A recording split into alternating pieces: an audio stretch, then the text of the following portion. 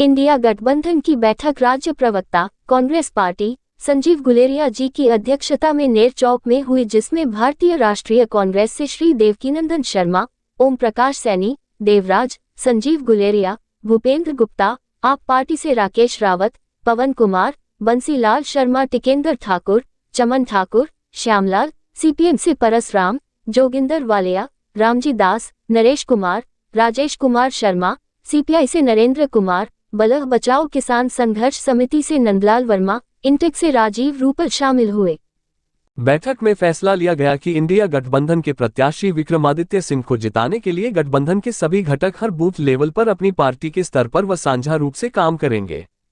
अभी 22 तारीख को विक्रमादित्य ठाकुर की गागल, पैडी, रिवालसर, लेडा में होने वाली रैली में भी गठबंधन भाग लेगा।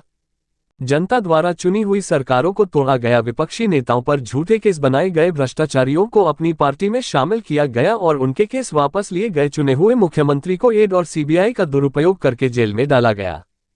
किसानों के खिलाफ काले कानून बनाए गए, मजदूरों के खिलाफ कानून बनाए गए। ऐसी तानाशाही जन विरोधी सरकार को सत्ता से बात करने के लिए इंडिया गठबंधन एक होकर काम करेगा और 2024 में अगली सरकार इंडिया गठबंधन की बनाने के लिए पुरजोर कोशिश करेगा। इंडिया गठबंधन का तालमेल सुचारू चलाने के लिए एक कमेटी का गठन किया, जिसमें अजय ठाकुर संयोजक, परसराम सहसंयोजक, राकेश रावत आप party, Narendra Kumar CPI, Rajesh Sharma CPM को जिम्मेदारी दी गई है।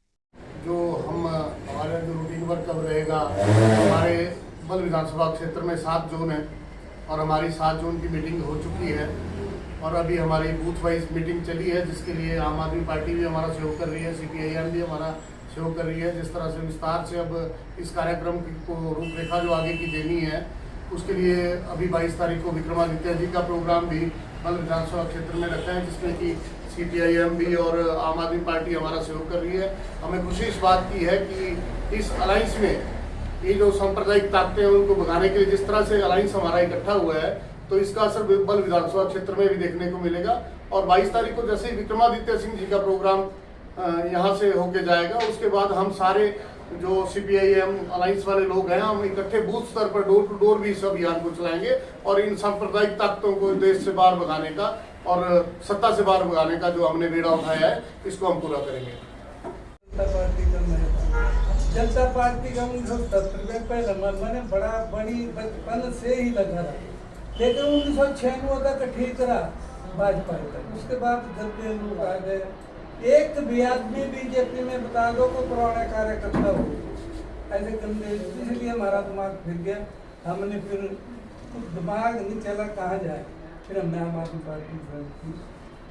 मतलब इस वक्त मेरा जो विचार है, जो राष्ट्रीय जो चला हुआ है इनका, ये गलत बात है कि मोदी प्रधानमंत्री बनेगा, नहीं बनेगा। एक बार हम पढ़ा लिखा समाज है, बच्चे पढ़े, जब के पार्टी का संविधान होता है कि 75 साल के बाद रिटायरमेंट होना चाहिए, तो एक ऐसे आदमी तानाशाह को प्रधानमंत्री बनाएंगे जो जिसका नाम मीर प्रसाद।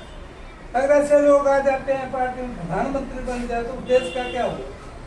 तो इसलिए मैं ज़्यादा नहीं बोलूँगा। इसलिए जो हमारा इंडियन गठबंधन के साथ जो आम आदमी पार्टी का समझौता है वो सच्चे मन से, सच्चे दिल से, लेकिन ये नहीं है आज ये स्थिति है कि हमने उस गंदे जरासीम को वापस करना चाहना है। जैसे लोग विचारधारा है, भाई साहब ने कहा कि ऐसे लोग हैं जो बीजेपी में भ्रष्टाचारी है, उनको तो ठीक है, दूसरी पार्टी का भ्रष्टाचारी बीजेपी में चले जाता है तो वो ठीक हो जाए। तो जब ये तो आम आदमी समझे, तो ऐसी बातें सुन के हमने इनसे पहले झाड़ दिया। यहाँ पर उपस्थित इंडिया गठबंधन के कार्यकर्ता, पदाधिकारी, सबको मेरा प्रणाम। बाकी जो ये हमने आज मीटिंग रखी हुई है, जो इंडिया गठबंधन का हमारे उम्मीदवार हैं विक्रमादित्य सिंह जी, इसके ऊपर हमने आज डिस्कस किया और इनको भारी से भारी मतों से जिताने का हमने संकल्प लिया। बीजेपी का 10 वर्षों का कार्यकाल, 10 वर्षों का कार्यकाल इनका जो है जनप्रतिनिधियों को तोड़ने का, सांसदों को तोड़ने का और उनको जो है अपने साथ मिलाने का कार्य रहा हुआ है। इनका 10 वर्षों का कार्यकाल में इन्होंने कोई भी ऐसी उपलब्धि नहीं दिखाई जो मतलब इलेक्शन के समय पे ये बता सकें। इसलिए ये जो है जाति के आधार पर, क्षेत्रवाद के आधार पर जो है चुनाव जीतना चाहते हैं और ये जो 400 का नारा लगा रहे हैं, ये भी एक इस तरह का मनगढ़ंत जो है इन्होंने एक बनाया हुआ है ताकि जो है लोगों को थोड़ा सा प्रभावित कर सके। अब मंडी संसदीय क्षेत्र में जब इन्होंने इनके इतने वर्कर थे जो 40 साल से 45 साल से जो है इनके साथ कंधे से कंधा मिलाकर चले हुए थे और उनको टिकट ना देकर इन्होंने कंगना रनावत को जो है पैराशूटिया के तौर पे यहाँ पर उतारा हुआ है, तो ये लगता है कि ये डरे हुए हैं और इनको पार्टी कार्यकर्ताओं के ऊपर भरोसा नहीं है।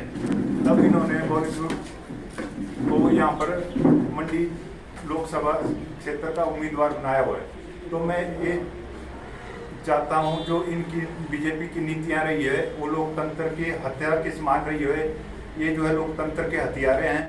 ये जो बल विधानसभा क्षेत्र की है ये बैठक यहाँ पर हुई और ये फैसला लिया गया कि बीजेपी राष्ट्रीय स्तर पर जिस प्रकार का इंडिया गठबंधन का एक टारगेट है कि बीजेपी को इस बार चुनावों में हराना है, क्योंकि ये पूरी की पूरी संविधान विरोधी है, संविधान पर पूरा बराबर हमला कर रही है और डेमोक्रेसी के खिलाफ है।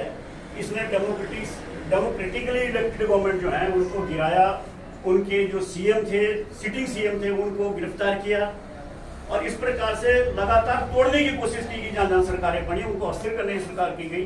भ्रष्टाचार के नाम पर जितने भ्रष्टाचारी ये बोलते थे कि भ्रष्टाचारी उनको अपनी पार्टी में बुला करके एक प्रकार से ऐसी मशीन भाजपा के पास है कि उसके बाद वो भ्रष्टाचारी खत्म हो जाते हैं। एक ऐसी सरकार जो किसानों पर हमला करती है, मजदूरों पर हमला करती है, आज इसको हराना बहुत जरूरी हो चुका है और इसी बात को समझते हुए इंडिया गठबंधन ने फैसला लिया है कि पूरे हिंदुस्तान में एक होकर के भारतीय जनता पार्टी को इस चुनाव में हराएंगे और इंडिया गठबंधन की अगली सरकार जो है दिल्ली में बनाएंगे।